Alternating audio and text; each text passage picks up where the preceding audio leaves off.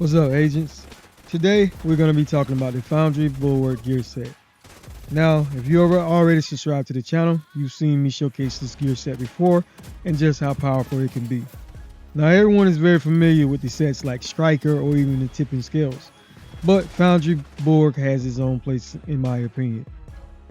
When you've got 4 pieces, your shield and armor gets stronger as you take damage, and you regenerate armor as well. People say, but what about damage when it comes to this gear set? Well, it's all about balancing that damage with survival. When the Foundry Bulwark, basically when others fall, you're still standing. In today's video, I'm going to show you a little bit of legendary gameplay, taking on the Tidal Basin, and this will be solo, but keep in mind this gear set will work in team as well. Alright agents, this is Dwerewolf Gaming. If you're new or returning, hit that like, share, and subscribe. And also turn on the notification bell so you can stay informed whenever I do drop videos. Let's get into it. Alright agents, with this build today we will be using a variety of different weapons. On top of that, I will show you many different variations of this build that all work, and I have used all of them on legendary content. With that being said, if you already subscribed to the channel, you've seen me use Foundry Bulwark gear set before. Even without the global modifiers on, this gear set works. It's all about survivability. With that being said, I'm going to show you the build that I will use the most. Will give you a good bit of damage with survivability as well. Now, some of the weapons I am using is the first bloom assault rifle, which focuses on amplified damage. Also the archivist, which is another weapon that focuses on amplified damage as well. The black market T821, which is an SMG. You like using that because it's very powerful. But the first bloom assault rifle was a part of the cherry blossom theme. If you don't have it, just use any weapon of your choice. This gun is prototyping. We do have a level 4, and the augment we do have on this weapon is the echo augment. Basically, every bullet fired has a 1.8% chance to deal its damage twice. So that's great. As far as what core attribute it did fully max out for me, we do have 31.5% increase in health damage. We do have 15% assault rifle damage with 10% damage to target out of cover. Alright, the talent on this gun is what truly shines. It's called Blossom Harvest. It amplifies weapon damage by 3.3% for every 10% of combined armor and health the enemy has remaining. So the more health the enemy has and armor, the more amplified damage you'll be doing to those enemies. Keep in mind, amplified damage is multiplicative damage. So basically it is calculated in after all your other damage types such as weapon damage, damage to armor, damage to target out of cover have already been calculated in. So overall, to enhance and basically boost up that damage that you're doing. Another weapon that I will be using is the archivist. This weapon is locked behind classified assignments, so that is the only way you can obtain this, but at some point I do believe you will be able to obtain it in the general loot pool. As you can see, this is prototype as well, and we do have the echo augment on this as well with a 2.2% double damage chance, because we do have this one level 6 as far as leveling up. Now the core attribute, we do have 22.5% assault rifle damage. That is what was maxed out for me. Keep in mind, when you get this weapon, it won't be prototype, it'll just be the basic version, and of course you have to level it up to level 30, and then at that given point you'll be able to prototype it. The talent that comes in this gun is called Perfect Ranger. This amplifies weapon damage by 2% for every 3 meters you're away from the target. So basically, you know, the further you're away, the more amplified damage you'll be doing, and there is no cap to this amplified damage. Now, your secondary uses every weapon of your choice. I do enjoy using the Sweet Dream shotgun because of its talent, and you know, so when those enemies get up close, and basically the talent allows you to instantly kill non-elite enemies. You know, so basically the red bars and the purple bars. Now, to obtain the archivist weapon, you must complete the Library of Congress retrieval classified assignment, and the boss will drop this weapon, so make sure you don't break anything down. And again, in order to obtain it, you must have purchased the classified assignments. You can either go to the store and just purchase the assignments individually, I believe, but there is you can also buy the Rise Up bundle in the store, and you can it will also have the classified assignment in it as well. So that is 2 ways you can basically get these assignments to be able to complete it and obtain the archivist assault rifle. And again, basically you can purchase either one of these Rise Up bundles, and you will have access to the classified assignments. Now, what makes this gun shine is its talent as well. Another weapon I do enjoy using is the black market T821. I did prototype this one as well. This SMG comes with a high base damage. Keep in mind though, does have a really slow fire rate, so that is one reason why I do use the talent that I use on this weapon. But the augment we do have on it is the entropy augment, which health is increased by 5% of your base total armor, and it does have a 5% conversion rate. So the more, so you're getting a good bit of health, so that's more survivability whenever you do have this augment. But at some point I do plan to re-roll this augment to either amalgam or echo. Now I do enjoy using rifles with this as well. I often use the UIC 15 mod too, because rifles have a higher base damage than regular weapons, and so this one is great as well. And I do have this one prototype with echo on it as well. Now the pistol, we are still using the quick step pistol primarily for that sport mode talent, which gives you 20% increase in movement speed bonus, but it does not stack with other movement speed bonuses. All right, so when you have on 4 pieces of the other Foundry Bulwark gear set, that gives us 10% total armor, 1% armor regeneration with 50% increase in shield health. So ultimately, that's more survivability. When you have on 4 pieces, you get makeshift repairs. Whenever you or your shield takes damage, 25% of that amount is repaired to both over 10 seconds. So the more as you're taking damage, you're going to be constantly healing your armor, and your shield is going to be getting repaired as well. For the core attribute, we do have an armor core. We do have a 12% critical hit damage and a 12% protection from elite mod on this mask. Keep in mind, you want to have some protection from elite because you will be dealing with a lot of elites when playing on legendary content. For the chest piece, we do have on 1 piece of the Bellstone Armory, which basically gives us 1% armor regeneration. For the augment, we do have amalgam on as far as the augment, because this is a prototype chest and it is level 3. Basically, every bullet has a 2.2% chance to apply a random status effect.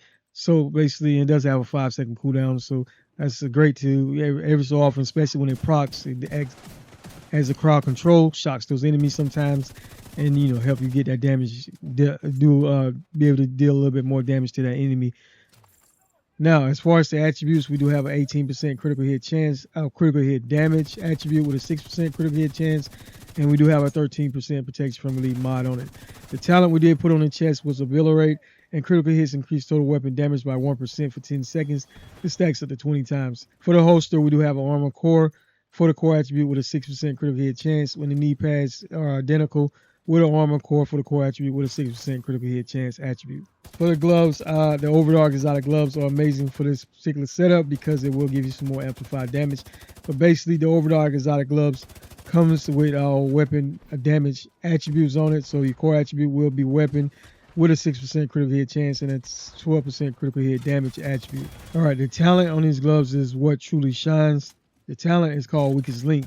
This amplifies weapon damage by 30% to the lowest ranking enemies currently in combat, as according to the tier hierarchy. So you basically want to start at tier 3 and work your way up. Now this can be a little inconsistent because, especially playing on legendary content, you got so many enemies trying to flank you.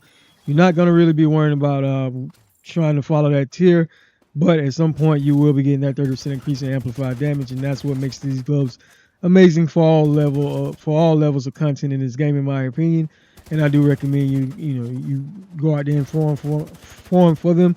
If you don't have them, you can obtain them in the general loot pool. Now, there are many different other ways you can run this build. For example, you can just simply run the Foundry Bulwark gloves. This will open up, give you room to change out your mask, put on something a little different. For example, I would recommend using the investor mask. This is great because if you manage to get the one, basically the talent works for every non attribute that you have. It gives you perk, and the talent is called slotted. Basically for every you receive bonuses for each non-core attribute on the item depending on its color. So for every red, you'll be getting 10% critical hit damage. For every yellow, 5% skill efficiency, and every blue, you will be getting 1% armor regeneration. Keep in mind, on this mask, I do have 3 non-core attributes on it, so that's 3% armor regeneration. So on this build, if you was to run this setup this way, you will be getting 3% armor regeneration on your mask. The chest will also additionally be giving you 1% armor regeneration because it is a part of the Bellstone Armory gear set. On top of that, the Foundry Bulwark gear set will be giving you 1% armor regeneration as well. So basically, you have 1 with the chest, 3 with your mask, which is 4%, and then another 1 with your gear set. So essentially, you'll be having 5% increase in armor regeneration on this build. On top of the armor repair you'll be getting when when your shield is taking damage or you taking damage as well. So this will give you a lot of survivability. This particular setup here will work great when playing in groups or teams. You will be able to survive, but you won't be doing as much damage. The only damage you will be getting using this setup is from the ability talent, which you'll be getting up to 20% increase in critical hit and weapon damage with that setup there. Now, keep in mind, we will have 111,000 armor regeneration with this setup, base armor regeneration with this setup here. So that is a lot more survivability. And as you can see, we're still sitting right there with 2.1 million armor. Really, since your mask is giving you 3% armor regeneration, you can easily just put on the equalizer chest. This is prototyped as well. And it gives you the perfect ability rate talent, which basically you can get up to 24% increase in weapon damage at max stack. So, and you also getting 5% increase in rate of fire with one piece on. So this is great.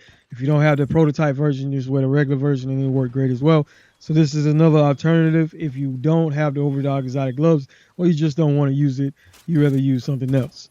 And overall, this setup here gives you a lot more, when using the Bellstone Armory piece, you will have a lot more survivability. Another way I do enjoy, this is one of my favorite ways, is using the Catharsis Mask.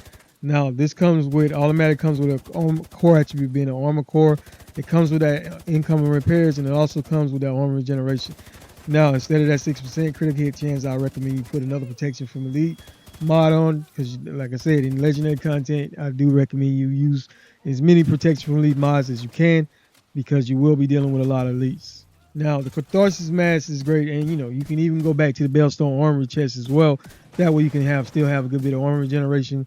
On top of the armor regeneration, you will be getting some from the Catharsis Mask as well, but it's basically you have to take a certain amount of damage, and at a given point, it will proc a cloud, which will heal you, but we're going to go over that a little bit more when we go over the talent on this mask.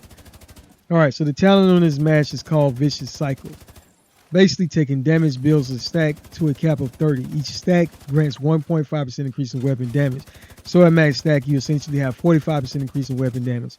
That's what makes this mask great. Now, taking damage at max stacks as well triggers a purge, removing all stacks and status effect, and then dropping a healing cloud, which restores 5% of your max armor for 10 seconds into all allies that are within the cloud. So this mask is the ultimate survival mask in my opinion, because not only is it giving you damage up to 45% increase in damage, it is also removing all status effects, and then on top of that, it is healing your armor as well. So this is another one, and this one works great as well. I've used this one over and over. So like I said, there are many different ways you can put this build together. Foundry Bulwark is a great gear set, and I do recommend, if you have not tried this gear set out, I would definitely recommend you give it a try. And overall, as you can see in the gameplay today, my gear set was not even prototype. I will be prototyping this pretty soon, but overall it works even without it being prototyped. So this is why I do recommend you prototype this gear.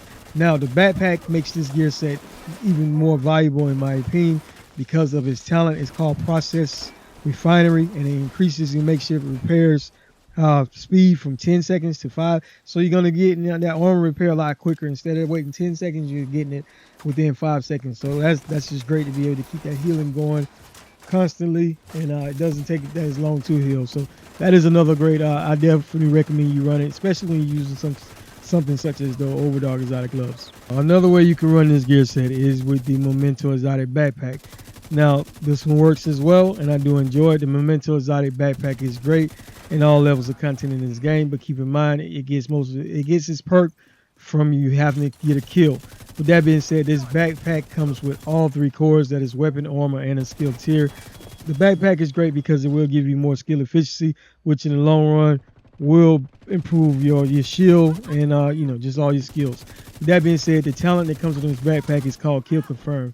It means you kill drop a trophy on death. Collecting trophies provides both a short and long-term buff. The first one scales with the number of core attributes equipped, and it lasts for 10 seconds. So this is your short-term buff. If you look at my build, we have 2 red cores. So basically, each time I pick up a trophy, that is 10% increase in weapon damage. Each time and also that is 50% increase in bonus armor with 5% increase in skill efficiency, because we only have 1 yellow core on this build.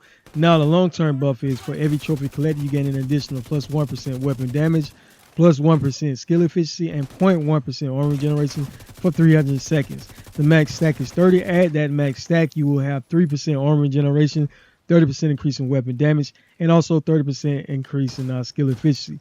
Keep in mind, each time you pick up a trophy, it is also giving you bonus armor.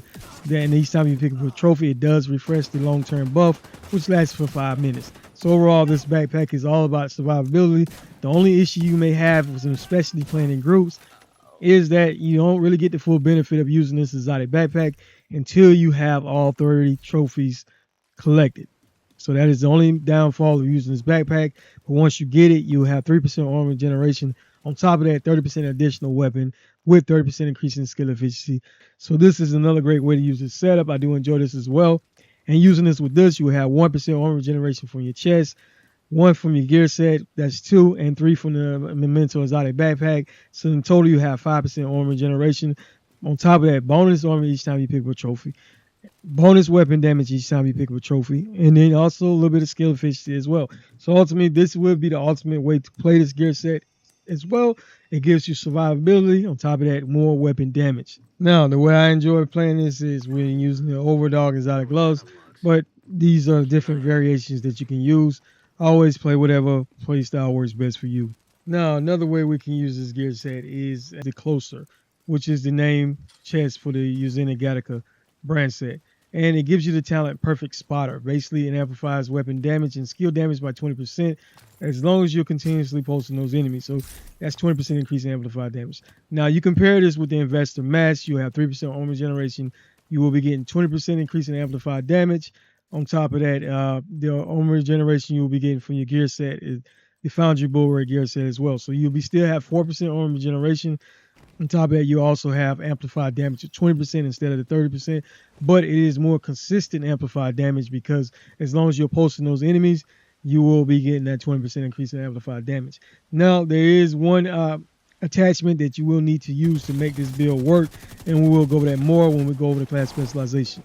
This setup right here gives you great survivability and damage, and basically pairing this with the Archivist Assault Rifle is a great choice because you're also going to be getting amplified damage, so you can hit those enemies from far away, do pretty good damage with great survivability. So ultimately, this is another great option as well, especially if you're playing in groups or in teams and you just want to survive and also contribute to the damage as well. This is another great setup. Let's take a look at our weapon damage with the Archivist. We have 131,000. 45 weapon damage, only 45% critical hit chance with only 67% critical hit damage. Keep in mind, we are more focused on the amplified damage than anything. And as far as our armor, we do have 2,405,745 armor. This will change depending on which variation of the build you use. And with this variation here, we have 101,155 armor regeneration, base armor regeneration. Keep that in mind. Now, if you look down, we do have 0 health on the kill. We have 25% increase in protection from elite. And again, I do recommend you put some protection from elite. 25% isn't much, but it's better than nothing in my opinion. So just adds a little bit more survivability. Now, if you took a look, we do have 20% increase in explosive resistance, 10% coming from our watch, and 10% coming from the mask. We do have 20% increase in hazard protection, bleed resistance, blind. So basically 20% is pretty decent in my opinion. You know, just give you a little bit more survivability. And if you wanted to run the Catharsis mask with this, this will work great as well. So like I said, you got a lot of options. Basically, when you put that Catharsis mask on, you get max stack. That is 45% increase in weapon damage. On top of the amplified damage, you're getting a 20% when using your chest. And then on top of that, you're also getting amplified damage from the Archivist Assault Rifle if you do choose to use that. Or even if you use to use the First Bloom Assault Rifle, you're going to be getting amplified damage with that as well. So ultimately, this gives you amplified damage, no stacking required with this setup here, and you're going to be doing decent damage with decent survivability. Now let's take a look at our class specialization. This build needs the Technician 2 for it to work. The first passive that comes on it is called Dismantling. You get 12% damage to drones, skill proxies, and robotics. That works great because it's legendary content. You will be dealing with a lot of those robots and those robotic dogs. Now, armor kits also apply to all friendly skill proxies within 10 meters. And this class passively gives you 1 skill tier, and you will have access to the Artificer Hive, which you do need for this build. What it does is it sends out micro electro booster drones that expend themselves to increase ally skills efficiency and refresh their duration. All right, you will also have the party members. Now this is great. It's called Faraday Field. Basically, party members within 5 meters of your deployed and undisrupted skills are immune to shock and disruption. So whenever those drones or robotic dogs are about to explode, you just simply pop this on the ground and it will keep you from getting, basically getting that disruption effect or shock. Also, you gain 15% bonus armor while aiming a skill. Don't forget to equip the correct weapon element. It will make a difference in your time to kill. And one last thing I do want to mention is that you will need to equip the rifle element in this build to be able to use the link laser pointer. What this does, it pulses targets at which you aim. So as long as you have this attachment on with the technician class specialization and you're aiming at those enemies, you will be constantly pulsing those enemies. This will allow you to take full advantage of the chest that you have on, which is called the closer. So, and also certain weapons that you have, you will be able to attach this attachment. So, just keep in mind certain weapons will work, certain won't. All right, agents. So today I've shown you many different variations of this build, and they all worked. I've tested it all before on this, and I've shown many different variations of this build on the channel already. Keep in mind that even when we do have the global modifiers on or off, this build works. This is one gear set that I will be prototyping pretty soon. One last thing is I did not fully go over the talent with the Sweet Dream shotgun. It's called Sandman, and basically melee attacks instantly kill non-elite enemies, but it does have a cooldown of 15 seconds. This is one reason why I do use this as often in legendary, because it can get rid of some of those purple and red bars pretty easily. Now the Scorpio Exotic shotgun would have worked great as well because it has a crowd control mechanic, and the talent is called Septic Shock. Shooting targets applies stacks of venom, which lasts for 10 seconds. Increasing stacks adds more severe debuffs to the target. 2 stacks apply poison, 4 disorient, 6 apply shock, and 9 they take 20% additional damage from all sources. The stacks no longer occur. The duration of the status effect is based on the percentage of pellets that hit the target. So basically, use whatever weapons work best for you. These are just some of the ones that I often use in my build. All right, let's take a look at our modifiers. We do have on, like I said, we don't hardly change our passives too much, but we did change our active modifier to the blackout pulse, so that way we can apply shock to those enemies. Now, here's a really quick look at, without having the modifiers on, with this base build set up here, you'll still have 2.1 million armor, which is great for survivability. We do have less than 1 week left with these modifiers. And again, I didn't really change my passives too much this season. The blackout pulse, what it does is it releases an EMP pulse that destroys enemies' gadgets and shocks all enemies within a 25-meter radius. So it can instantly take out those robotic dogs, any type of items that they're using, because the Black Touch, they do use a lot of gadgets. And at level 10, it permanently increases all base module stacks by 1. And it also pulses enemies for 7 seconds. So if you were using the closer chest, that's another form of way you will be pulsing those enemies and getting that 20% increase in amplified damage.